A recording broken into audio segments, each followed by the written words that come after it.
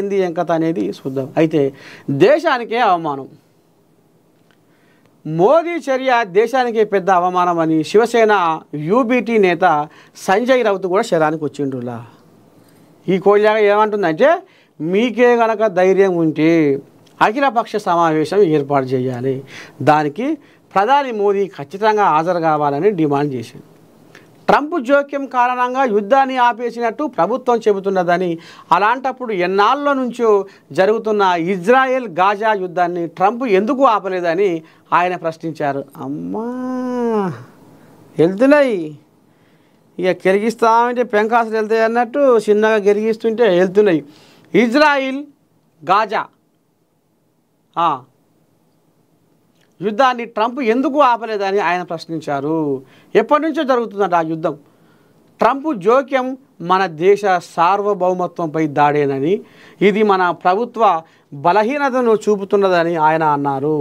రెండు దేశాల మధ్య వివాదంలో మూడో దేశం జోక్యం సహించరాదని ఆర్జేడీ ఎంపీ మనోజ్ కేజా అన్నారు. ప్రాంతీయ వివాదంలో బాహ్య శక్తుల జోక్యాన్ని ఎంతమాత్రం సహించకూడదని ఫార్వర్డ్ బ్లాక్ ప్రధాన కార్యదర్శి జి దేవరాజన్ పేర్కొన్నారు. మొత్తానికి కొన్ని కోల్యాగలు శరానికి వస్తున్నాయి. మరి ఎన్నో ఏళ్ల నుంచి ఇజ్రాయెల్కు గాజాకు బీభత్సమైన యుద్ధం జరుగుతుంటే మరి అందులో ఎందుకు తలదూచలేదు ఈ అమెరికా, ఈ ట్రంపు? నిన్నే అలా ఎసరు పెట్టినవో లేదో, అయ్యో మాడిపోతుంది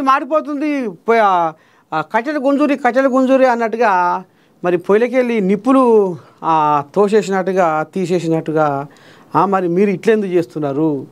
ఆయన మాటలు పట్టుకొని మీరు సప్పుడు గంట ఉండేది ఎక్కడిది? అసలు ఏం నడుస్తుంది? ఎందుకు ఆపిన యుద్ధము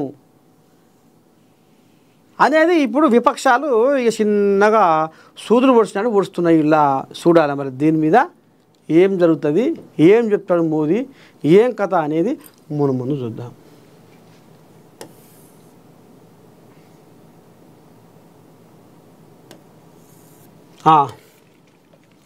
ఇక బుట్ట చదువుకొని వస్తున్నారు. సరిహద్దు రాష్ట్రాల నుంచి ఢిల్లీలో తెలంగాణ భవన్కు చేరుకుంటున్న తెలంగాణ వాసులు. రెక్కలాడినా డొక్క నిండదు, ఊరు నిడవంది ఊపిరాడదు, మేఘాల వలసలాగా దేవుడో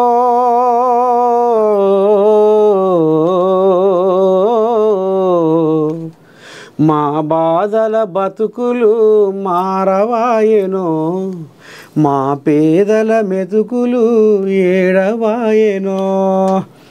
ఇక మరి పొట్ట చేత పట్టుకొని ఇక మరి ఏడ బతుకుదేరు అనిపిస్తే, ఏడ ఇంత అండ ఆదరు దొరికితే ఇక మరి గట్ల పోయి ఇక 10-11 సంపాదించుకొని పొట్ట ఎలా తీసుకుంటున్నా కొంతమంది సరిహద్దు రాష్ట్రాల నుంచి ఢిల్లీలో తెలంగాణ భవన్కు చేరుకుంటున్న తెలంగాణ వాసులు. తెలంగాణ భవన్కు సరిహద్దు ప్రజలు, ఉద్రిక్త వాతావరణం నుంచి సురక్షిత ప్రదేశాలకు తరలిన ప్రజలు, భోజన వైద్య రవాణా ఏర్పాట్లు చేసిన భవన్ అధికారులు.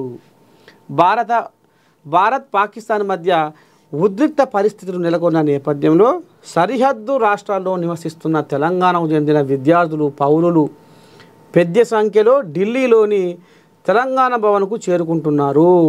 విద్యార్థులు, పౌరులు కూడా. ఇప్పటి వరకు 180 మంది తెలంగాణ వాసులు భవన్కు చేరుకున్నారు.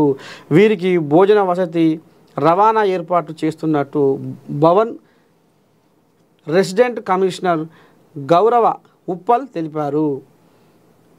ఇప్పటికే 26 మందిని రవాణా సౌకర్యాలు కల్పించి స్వగ్రామాలకు పంపించినట్టు గౌరవ్ ఉప్పల్ చెప్పారు. తెలంగాణ భవన్కు చేరుకున్న ప్రతి ఒక్కరికి సాయం అందిస్తామని స్పష్టం చేశారు.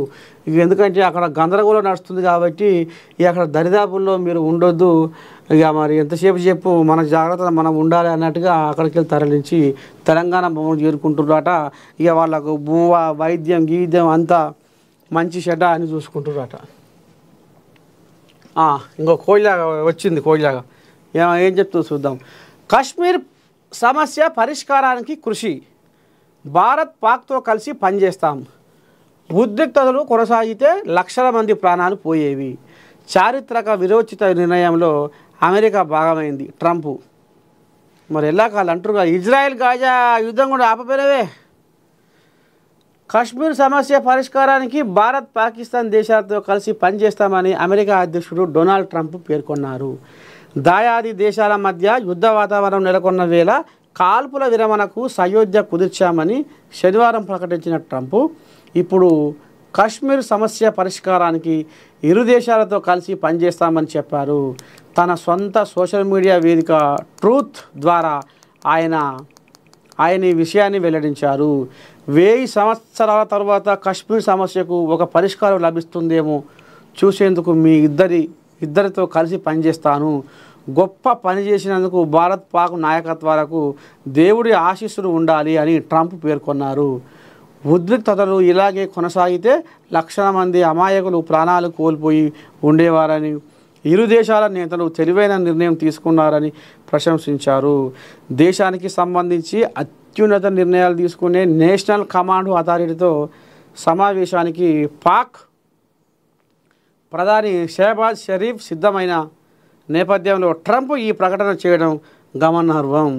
అయితే పాక్ రక్షణ మంత్రి ఖవాజా ఆసిఫ్ మాత్రం ఇలాంటి సమావేశం ఏది జరగలేదని తేల్చి చెప్పారు. భారత్ పాకిస్తాన్ దేశాలు బలమైన అచంచల నాయకత్వ పటిమకు తాను గర్విస్తున్నానని, ఎంతోమంది మరణానికి విధ్వంసానికి దారితీసే ప్రస్తుత దూకుడుకు ఫుల్ స్టాప్ పెట్టాల్సిన సమయం ఇదేనని ఇరు దేశాలు గ్రహించాయని అన్నారు. ఇక ఆయన బాధ ఆయన అంబాయం ఆయనే. ఇక నేను ఆపిన యుద్ధాన్ని నా మాట విన్నందుకు ఇద్దరికి ధన్యవాదాలు అన్నట్టుగా ఆయన చెప్పుకొస్తుంది. కానీ ఆ కోయిలాగలు ఊకుంటాయి. అవి శీతకాతి కుక్కలు ఎంతో ఆ కోయిలాగలు అంతా అవి ఎప్పుడు ఏ క్షణాన ఎట్లా ఉంటుందో వాటి బుద్ధి, పాకిస్తాన్ వాళ్ళ బుద్ధి చూద్దాం. ఇగో మన సిపిఐ నేత కె నారాయణ లైన్లోకి వచ్చిండు. పీఓకేను ఆక్రమించకుండా శాంతి చర్చలా? పాక్ ఆక్రమిత కాశ్మీర్ ఆక్రమించకుండా శాంతి చర్చలకు ఎందుకు వెళ్ళారు అని సిపిఐ జాతీయ కార్యదర్శి కె నారాయణ కేంద్ర ప్రభుత్వాన్ని ప్రశ్నించారు.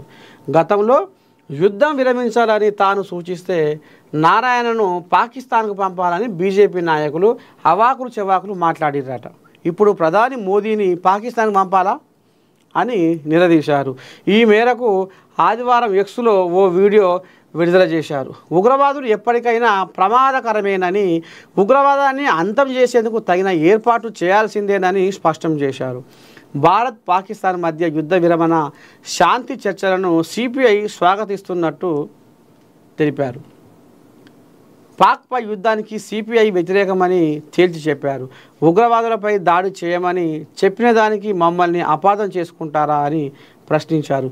బీజేపీ నేతల వ్యాఖ్యలను తీవ్రంగా ఖండిస్తున్నామన్నట్టు చెప్పారు. ఒకప్పుడు దీని మీద మధ్యకాలంలో కె నారాయణ శరానికి వచ్చి యుద్ధం జరగకపోతే బాగుంటుందేమో, యుద్ధం ఎందుకులే అన్నట్టుగా జర్రా పెద్ద మనిషి తరీకలు మాట్లాడిండట.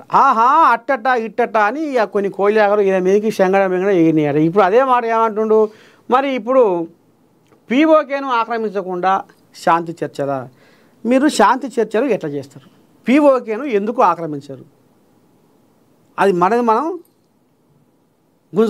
తీసుకురావాలి అని నేను ఒకప్పుడు మాట అంటే మీరు గిట్లాంటిది. మరి ఇప్పుడు ఈ శాంతి చర్చలు ఎందుకు, ఈ కథ ఎందుకు? చేయాల్సిన పని చేయాలి కదా, పీఓకేను ఆక్రమించాలి కదా అనేది ఇప్పుడు ఆయన ఆంబాయ వెళ్ళబోసుకుంటుండు. చూద్దాం మరి ఇక రేపు ఏం జరుగుతుంది, ఏంది ఏం కథ అనేది ముందు చూద్దాం. దా